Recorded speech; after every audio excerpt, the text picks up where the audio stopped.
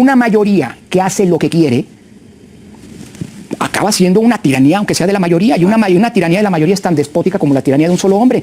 Decir lo contrario significaría, y va la provocación radical y extrema, pero sería como decir que el régimen nazi era democrático porque las leyes raciales del nazismo y en Italia del fascismo estaban sustentadas porque lo estaban por el respaldo mayoritario de la población. Bueno, votaron. Y llegaron a dar la batalla de la democracia, de los contrapesos, de los organismos autónomos, de los candados por la desconfianza, porque el poderoso actuaba sucio y repartía dineros en las elecciones y entonces los colocaba en una condición de inequidad. Acordemos los escándalos de la publicidad excesiva. Es decir, a todos estos, Claudia incluida, pero Pablo Díaz, o como yo tengo la mayoría, pues esta es mi fórmula de democracia, se acabó la representación. ¿Lo estoy diciendo bien?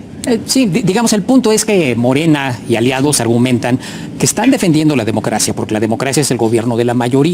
Entonces sería ir en contra de la voluntad mayoritaria el darle espacio a quien no tuvo los votos de la población para tener el número suficiente de representantes. Pronósticos puedes decir la misma cosa de una forma o de la otra. Por ejemplo, los pluris.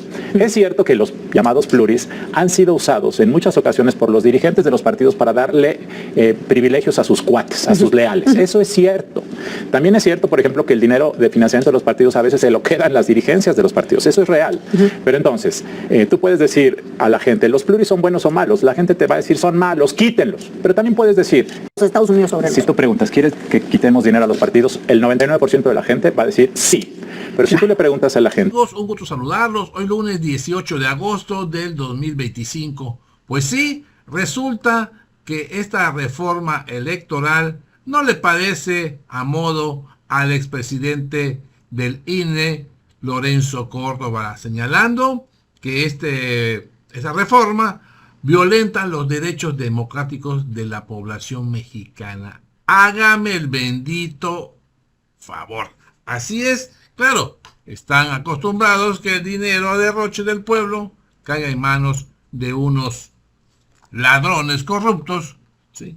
Y que obviamente hay que transformar este proyecto de la reforma electoral. Así que amigos y amigas, también tenemos a Luis Carlos Ugalde, que también fue presidente del IFE, ahora INE, que también hace un señalamiento muy importante que sale de contexto en contra de los argumentos, pues falsos, mentirosos, que hace Lorenzo Córdoba. También hace un señalamiento uno de los economistas que están en la mesa de debates, diciéndole, es la decisión del pueblo y ahora aguantar vara. Así que veamos, amigos, cómo se puso esta mesa de debates. Se puso feo, pero feo, vamos a verlo y lo comentamos. ¿Y por qué no pensamos en lo que ocurre en algunos países en donde las listas no están fijas, lo que se conoce como listas cerradas y bloqueadas, sino el elector puede votar por el partido A, pero además decir de la lista quién quiere que esté en qué lugar?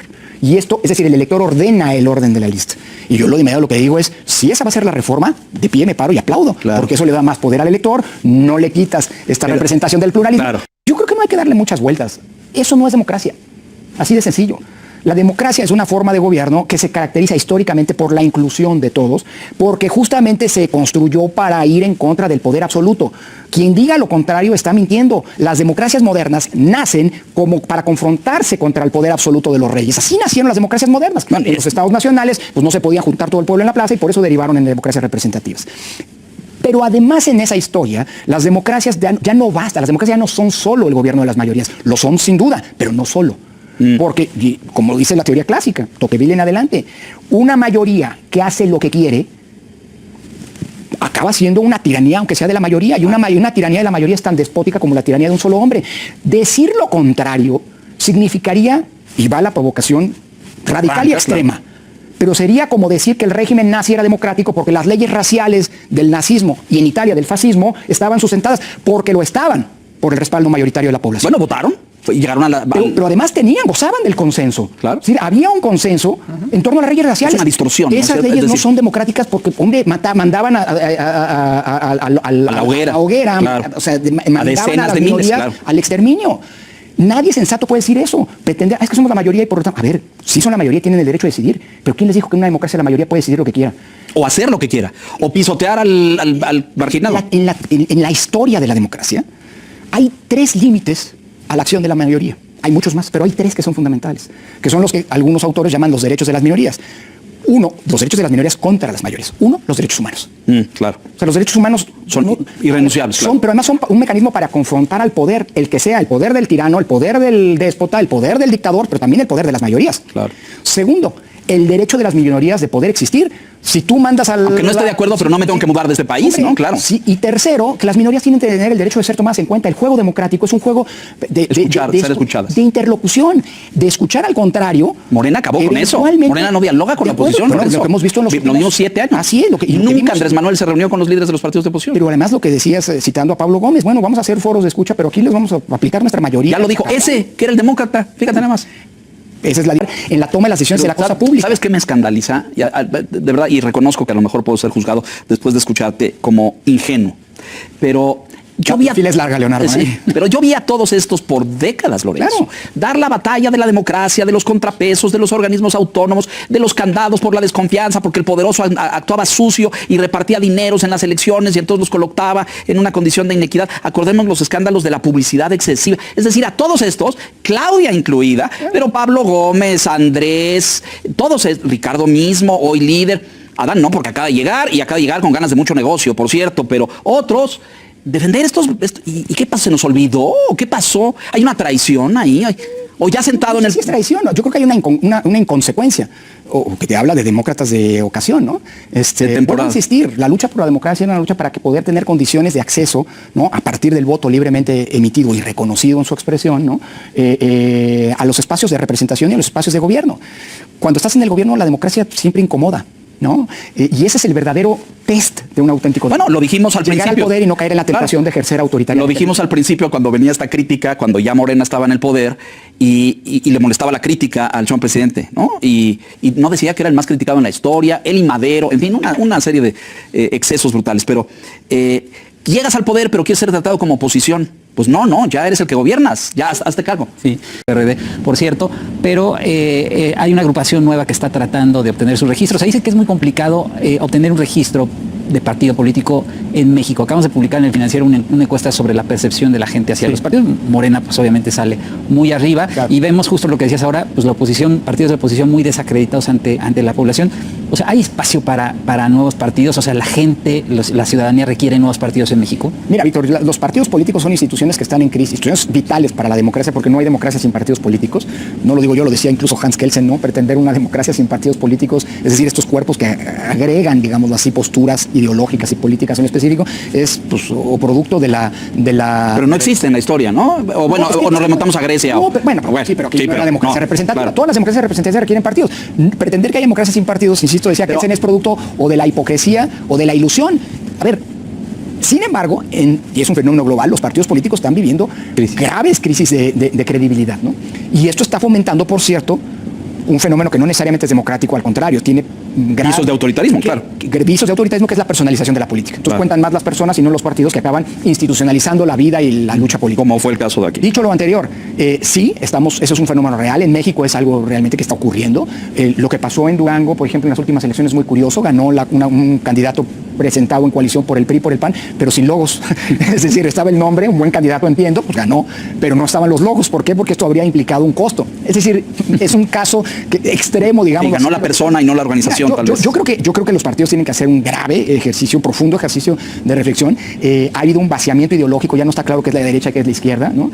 Y también es cierto que dos de los principales partidos de oposición, el PAN y el PRI, pues hombre, tienen entronizadas a dirigencias que son, en buena medida, las que han sido responsables o que han conducido a los partidos algunas de sus derrotas históricas. En cualquier país democrático del mundo, eso no pasa. Pierde elecciones, el líder tiene la decencia de retirarse. Limita, sí, pero aquí no. Disculpas y le desea al otro. Yo creo que ahí hay un problema no menor, pero insisto, dado que los partidos son necesarios, yo creo que es muy importante ver cómo logramos mejorarles. Ellos necesitan acreditarse ante la ciudadanía o la ciudadanía los va a desbordar. Claro, una ciudad desbordando a los partidos políticos no va a poder actuar políticamente, va a necesitar a partidos para poder acceder al poder. Entonces, es un fenómeno muy complejo, pero eso es un fenómeno que debería preocuparnos porque de él depende en buena medida la subsistencia de la democracia entendida como un conjunto de instituciones que juegan bajo ciertas reglas pues, ahorita para te pregunto la pluralidad política. por los nuevos y los que están formados en búsqueda de su registro. Pero antes, volver a este punto que tú has tocado varias veces y es este cambio de fondo en términos de democracia representativa versus democracia de mayorías o de las mayorías, o como yo tengo la mayoría, pues esta es mi fórmula de democracia, se acabó la representación. ¿Lo estoy diciendo bien? Sí, digamos, el punto es que Morena y aliados argumentan que están defendiendo la democracia, porque la democracia es el gobierno de la mayoría. Entonces sería ir en contra de la voluntad mayoritaria el darle espacio a quien no tuvo los votos de la población para tener el número suficiente de representantes. Y el otro concepto de la democracia es el que conocíamos desde hace décadas, un sistema de representación, de balances y de contrapesos, de reglas claras, que tal vez el PRI se tardó mucho tiempo en entenderlo, pero acabó entendiéndolo razonablemente con aquella reforma política recurrente en los últimos al menos 30 años. Si esta es una reforma unilateral impuesta, como ocurrió con la judicial, como parece, ¿no? Como es decir, podría ocurrir y como los precedentes te llevarían a pensar, paradójicamente, al primero a quien no le va a convenir en primera instancia es al partido que va a ganar elecciones. Y Morena va a seguir ganando elecciones, va a ser el partido que más gane en los años por venir todavía. Primero voy a decir que el sistema electoral tiene cosas que funcionan bien y tiene cosas que funcionan mal. Entonces, una buena reforma electoral puede cuidar lo que sirve y cambiar lo que no sirve. Eso me parece que es muy sensato. Dos, para poder lograrlo, pues se tiene que tener mucha gente que piense de diferentes maneras. El riesgo de hacer la gente, lo debe hacer los expertos, lo deben hacer las universidades, lo deben hacer los partidos, todos. Pero los diagnósticos puedes decir la misma cosa de una forma o de la otra. Por ejemplo, los pluris. Es cierto que los llamados pluris han sido usados en muchas ocasiones por los dirigentes de los partidos para darle privilegios a sus cuates, a sus leales. Eso es cierto. También es cierto, por ejemplo, que el dinero de financiamiento de los partidos a veces se lo quedan las dirigencias de los partidos. Eso es real. Pero entonces, tú puedes decir a la gente, los pluris son buenos o malos. La gente te va a decir, son malos, quítenlos. Pero también puedes decir, Estados Unidos sobre si tú preguntas, ¿quieres que quitemos dinero a los partidos? El 99% de la gente va a decir sí. Pero si tú le preguntas a la gente... Así es, amigos. Esto es la parte fundamental que viene en la reforma electoral.